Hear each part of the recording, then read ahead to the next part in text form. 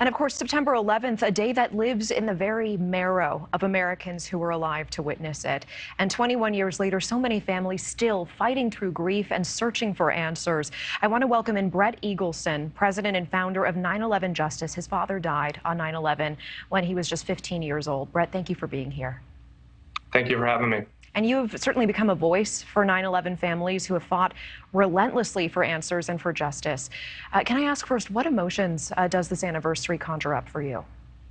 Well, it's certainly an honor to do it. It's an honor to speak out and as a voice for a lot of the 9/11 community. This anniversary in particular, I think, is a bit different because here we are now 21 years later, and we're starting to get answers to the questions that we've always wondered. We're starting to get vindication for what we've been talking about for 21 years.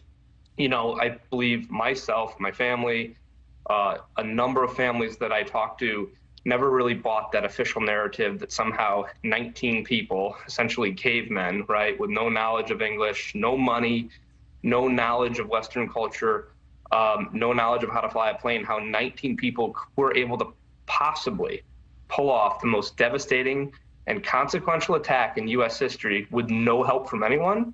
And we're now finding out from recently declassified FBI documents that they did have help. And that help came in the form of a Saudi support network. We now know that there are at least a dozen Saudi kingdom officials that were sent here by the government, by the Ministry of Islamic Affairs, that used the Saudi embassies within our own United States to funnel logistical and financial support to these hijackers.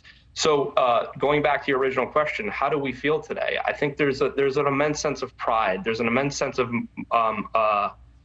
momentum of what we've been able to accomplish, and we're doing it all in the names of those that we lost. Look, our loved ones deserve better.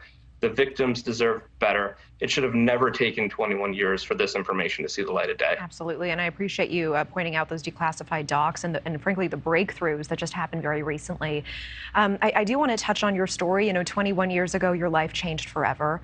Can you share with us what you recall about that day, what you want us to know about your father? Sure. I was a sophomore in high school. Our family grew up a ways away from New York City, so we were in a very rural area, a rural town. My dad was on a temporary assignment working at the World Trade Center.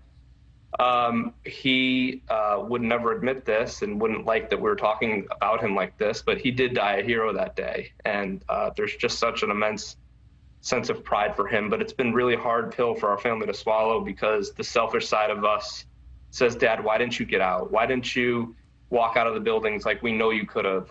He spoke to my oldest brother, Kyle, on the phone after both planes had hit. He told my brother that it was chaotic, but he was okay, and that he was going to stay behind and help to the extent that he could get as many people out as he could. We later found out and learned that him and a colleague were in the lobby of the South Tower. They were walking out of the tower, and according to my father's colleague, my dad sort of looked over his shoulder and looked behind him and just witnessed the chaos that was ensuing.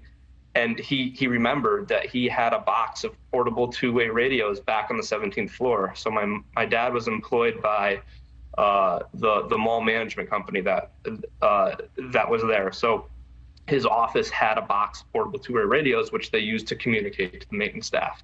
So my dad told his colleague to leave and that he was going to go back up to the 17th floor, grab the radios, make sure there was nobody left in the stairwell, make sure there's nobody left on the 17th. And his plan was to bring the radios to the FDNY command post.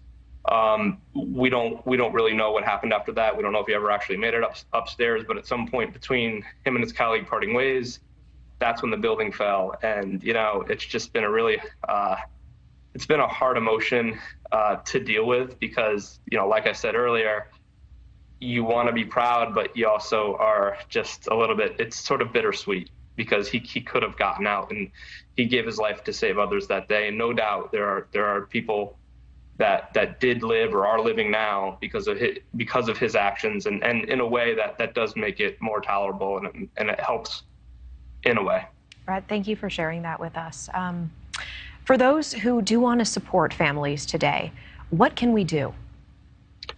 Well, keep following our journey. We've received a tremendous amount of public support.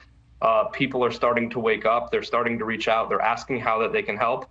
I would encourage them to keep asking questions. Follow our journey at 911justice.org. We can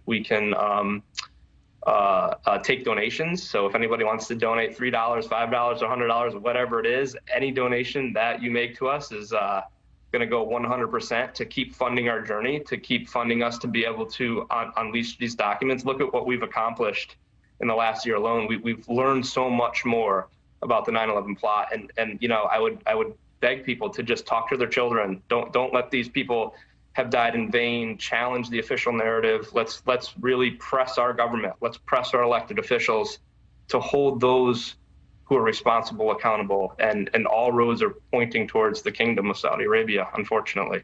Brett Eagleson, I can't thank you enough for joining us tonight. And I just want to note the remarkable legacy that your father has in you. Thank you. Thank you so much. Thank you for watching. Go to newsnationnow.com to find NewsNation on your television provider. And don't forget to click the red subscribe button below to get more of NewsNation's fact-driven, unbiased coverage.